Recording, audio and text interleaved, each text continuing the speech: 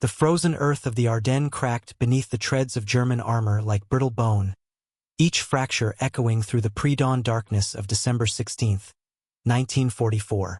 In the blackness before first light, when the pines stood silent as sentinels and the breath of waiting soldiers crystallized in the air, Hitler's final gamble began to unfold across a front the Allies had deemed too quiet, too mountainous, too implausible for serious threat. The surprise was total. Within hours, American positions that had known relative calm were engulfed in thunder and fire, as panzer divisions emerged from the Schnee-Eifel's forested ridges like steel phantoms materializing from nightmare. The Wehrmacht, bloodied and battered across France through the autumn, had conjured one last offensive from its diminishing reserves, a thrust aimed at nothing less than the recapture of Antwerp and the severing of Allied supply lines. The audacity of the plan matched its desperation, and in that desperation, in the knowledge that conventional warfare alone might not suffice, Hitler's strategists had authorized something darker, more insidious. A shadow war of deception to be waged behind enemy lines by men who would shed their own uniforms and don the olive drab of their adversaries. Otto Skorzeny knew the weight of impossible missions. The scar-faced Viennese commando had become legend the previous year when he plucked Mussolini from his mountain prison in a glider assault that defied every reasonable military calculus. Hitler trusted him for operations that existed at the edge of military orthodoxy, assignments that conventional officers viewed with distaste or outright horror. When the Führer summoned him in October and outlined the Ardennes offensive, Skorzeny listened with the practiced calm of a man accustomed to receiving orders that would likely result in death. But this mission carried a particular complexity that became apparent as Hitler elaborated.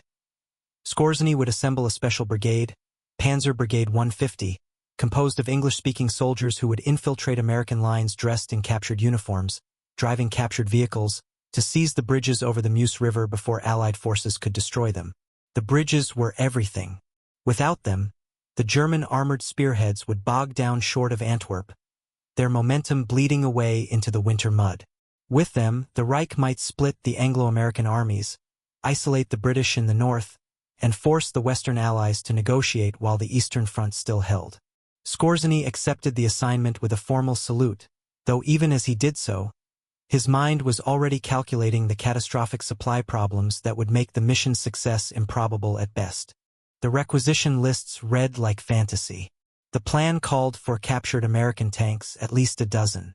Skorzeny's procurement teams scrounged the rear areas of the Western Front and located exactly one functional Sherman, along with a handful of Stuart light tanks in various states of disrepair.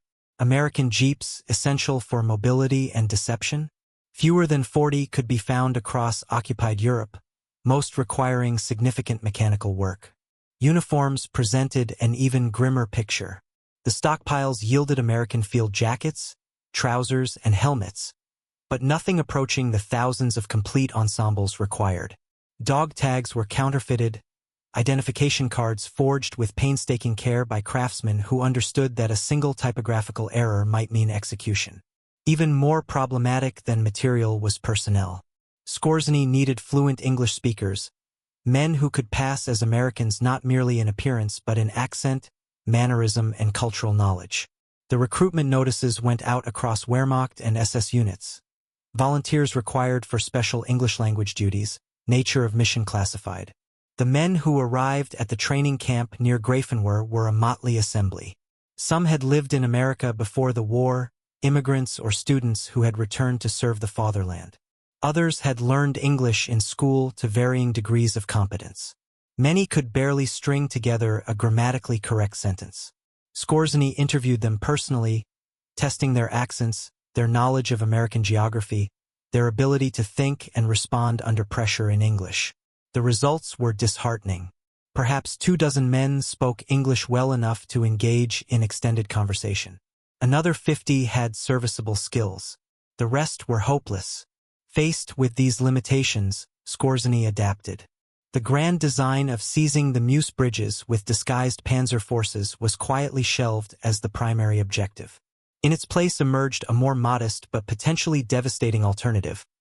Teams of saboteurs, later designated Einheitsstilau, would slip through American lines in small groups to spread chaos through asymmetric warfare. They would switch road signs, sending reinforcements in wrong directions. They would cut telephone lines, severing communication between headquarters and forward units.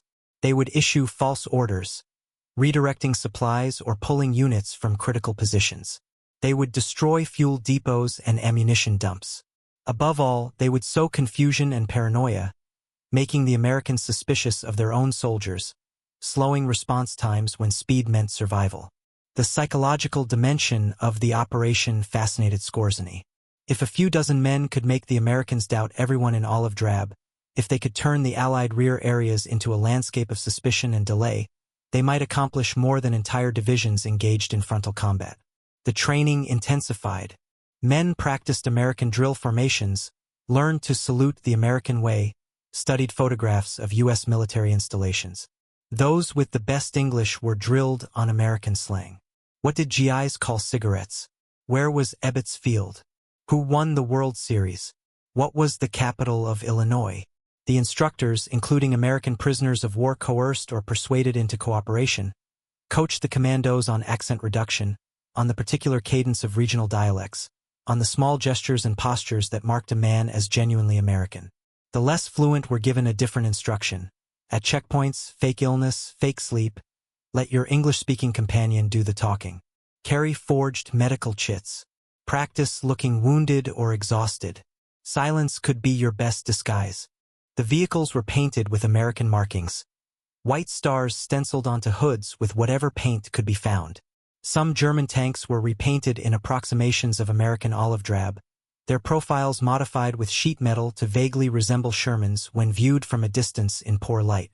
The deception would never survive close inspection, but in darkness, in confusion, amid the chaos of a fluid battlefield, it might suffice. Each team received detailed maps of Allied positions based on the latest intelligence, along with specific objectives. Some were tasked with reaching key crossroads before dawn on the offensive's second day. Others were to penetrate deeper, toward supply depots near Liège or communication centers near Spa. They were issued American K-rations, American cigarettes, American currency both genuine and counterfeit. They carried American weapons, mostly carbines and Thompson submachine guns, though some retained their German arms, hidden beneath false floorboards in their jeeps.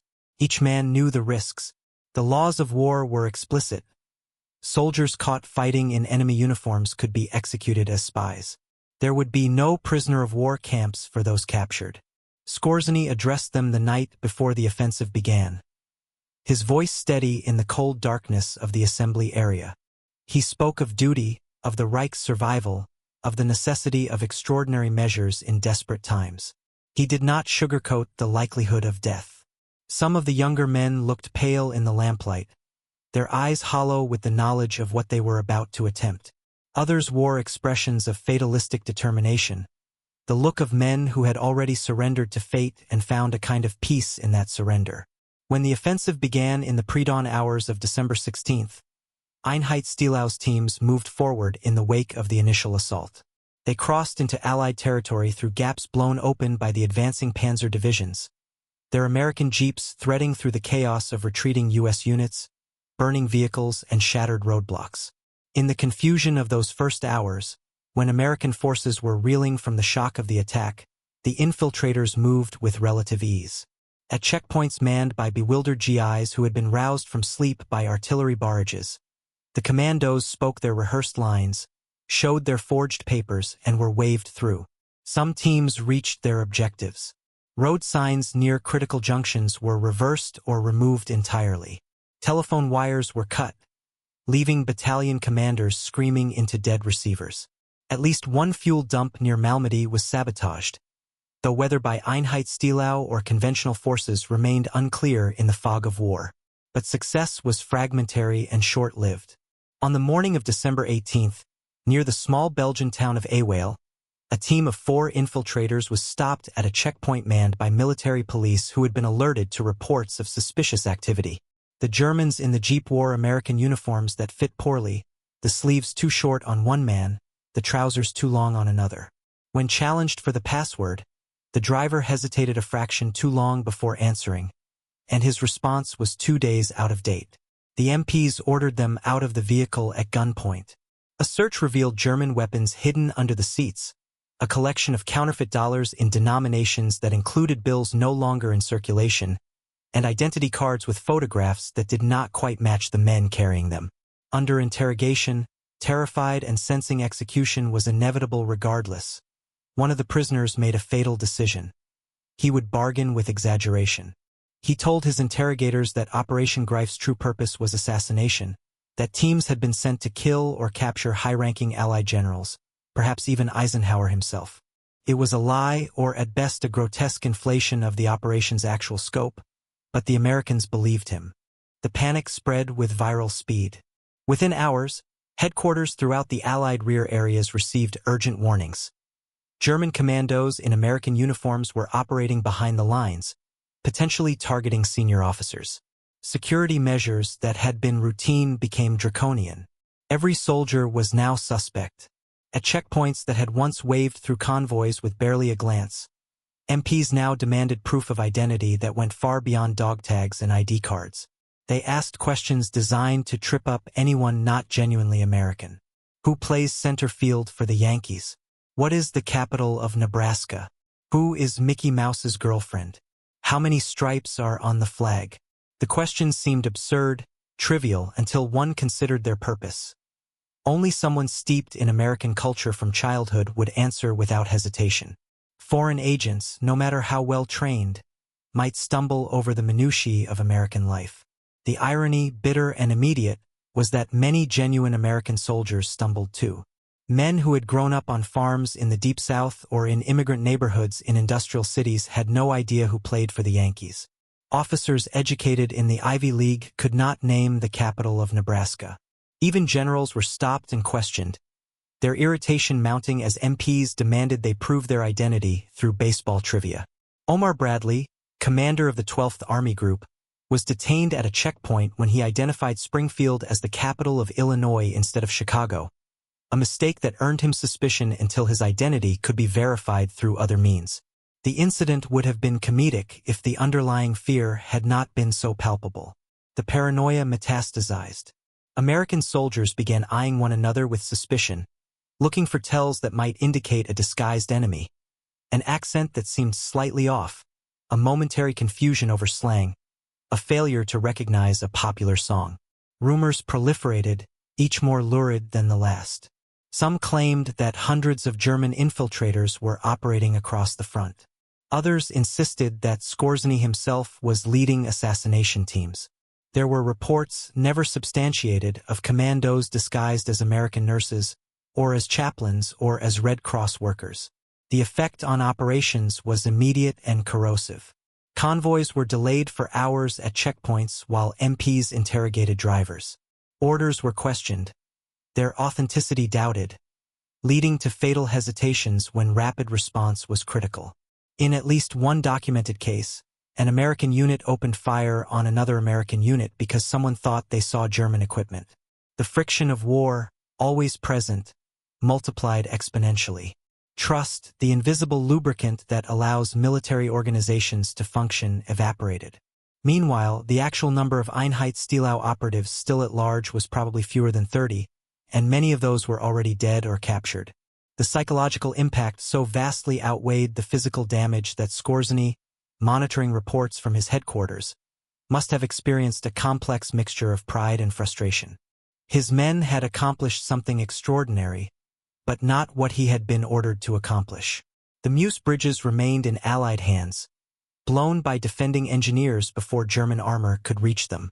The infiltrators had caused chaos, yes, but they had not opened the corridor to Antwerp.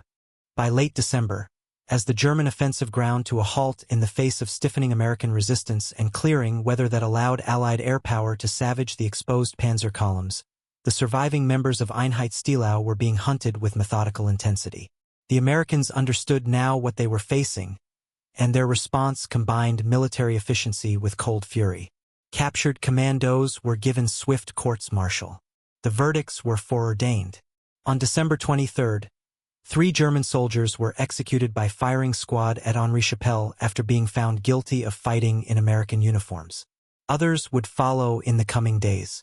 The executions were technically legal under the laws of war, but they left a bitter taste even among those who ordered them. These were not criminals or terrorists in any conventional sense. They were soldiers who had followed orders, who had accepted a mission they knew would likely end in death. Their courage was undeniable even if their cause was not. Skorzeny survived the war and was tried at Dachau in 1947 for his role in Operation Greif. The prosecution argued that ordering soldiers to fight in enemy uniforms constituted a war crime. Skorzeny's defense hinged on a narrow but crucial distinction. His men had been ordered to remove their American disguises before engaging in actual combat. They were permitted to wear enemy uniforms for infiltration and movement, but were supposed to revert to German insignia before firing their weapons. Whether this distinction was meaningful, whether it had been followed in practice, whether it offered any moral clarity at all, remained deeply ambiguous. The tribunal acquitted him, a decision that reflected both the complexities of irregular warfare and the pragmatic reality that the Allies themselves had employed similar deception tactics during the war. Skorzeny walked free and lived until 1975, never expressing regret for Operation Greif, viewing it as a legitimate, if desperate, military stratagem. The operation's legacy extended far beyond its immediate tactical impact. It demonstrated that psychological warfare, the deliberate cultivation of fear and suspicion, could achieve strategic effects disproportionate to the resources invested. A few dozen men with inadequate equipment had paralyzed portions of the Allied rear area for days, not through violence but through the mere possibility of violence, the uncertainty of who could be trusted. In the decades since, military historians have analyzed Operation Greif as a case study in deception operations, noting both its innovations and its failures. The innovations lay in the integration of linguistic and cultural training with tactical infiltration, the recognition that modern warfare's rear areas were vulnerable to exploitation by small, mobile teams. The failures stemmed from inadequate resources, insufficient preparation time, and perhaps most critically, the impossibility of maintaining operational security in an organization as sprawling and bureaucratically complex as the Wehrmacht. The Americans learned of Operation Greif's existence almost immediately, and once alerted, they adapted with characteristic pragmatism. The real tragedy of the operation, if tragedy is the right word for a military gambit in a war replete with larger tragedies, was that it consumed resources and men who might have been employed more effectively in conventional roles. The German army in December 1944 was desperately short of trained soldiers, vehicles, and fuel. Diverting even a small portion of those scarce assets to a mission with such uncertain returns reflected the degree to which strategic rationality had collapsed in the Third Reich's final months. Hitler's insistence on spectacular operations, on dramatic gestures that might reverse Germany's fortunes through sheer audacity, had become a substitute for coherent strategy. For the American soldiers who endured those days of suspicion and fear, the memory remained vivid decades later. Veterans recalled the disorientation of not knowing who to trust, the surreal experience of being interrogated by their own military police, the casual questions about baseball that suddenly carried life or death significance. Some found dark humor in it, the absurdity of war reduced to arguments about state capitals. Others remembered only the corrosive effect on morale, the way paranoia had transformed fellow soldiers into potential enemies. The men of Einheitsstellung who survived captivity and execution rarely spoke of their experiences after the war. In the cultural climate of post-war Germany, where any association with the Nazi regime carried stigma, their role in a deception operation ordered by Hitler was not something to advertise. A few wrote memoirs, terse accounts that emphasized their sense of duty and downplayed the operation's moral ambiguities. They had been soldiers following orders, they insisted, no different from any other soldiers in any other army. Whether that claim withstood scrutiny depended on one's perspective on the laws of war, on the distinction between legitimate ruses and perfidy, on whether extraordinary circumstances justified extraordinary measures. The questions remained unresolved, as such questions always do. The snow that fell over the Ardennes in late December 1944 covered the wreckage of the German offensive with a clean white silence, obscuring the burned-out tanks and frozen corpses, the abandoned equipment and shattered forests. By mid-January, the bulge had been reduced, the German forces pushed back to their starting positions or beyond, their strength broken irreparably. Operation Greif faded into history as a footnote to the larger battle, a curious incident overshadowed by more conventional heroics and tragedies. But for those who participated, whether as infiltrators or as the soldiers hunting them, whether as German commandos facing firing squads or American MPs administering improvised loyalty tests, the operation remained intensely personal. It had revealed something uncomfortable about modern warfare, that the front lines were everywhere and nowhere, that the enemy might wear a familiar face, that certainty was a luxury no longer affordable. In the end, Skorzeny's shadow warriors had not changed the war's outcome, had not captured the bridges or killed the generals or opened the road to Antwerp. What they had done, perhaps more profoundly, was demonstrate that in total war, every assumption could be weaponized, every trust exploited, every familiar sight rendered suspect. The Battle of the Bulge would be remembered for its scale and ferocity, for the heroism of units like the 101st Airborne at Bastogne, for the brutal cold and the desperate fighting. But woven through that larger narrative, like a dark thread through canvas, ran the story of the men who fought without uniforms, who infiltrated without firing shots, who won and lost their battles in the realm of perception and fear. History has rendered its verdict on Operation Greif. Tactically insignificant, strategically irrelevant, a desperate gambit that failed to alter the war's trajectory. Yet the operation's true significance lay not in what it accomplished but in what it revealed about the nature of modern conflict, about the psychological dimensions of warfare, about the ease with which order could dissolve into suspicion when the markers of identity became unreliable. In the frozen forests of Belgium, in those frantic days between Christmas and New Year, the line between friend and enemy had blurred, and in that blurring lay a preview of the ambiguous, shadowy conflicts that would characterize warfare in the decades to come.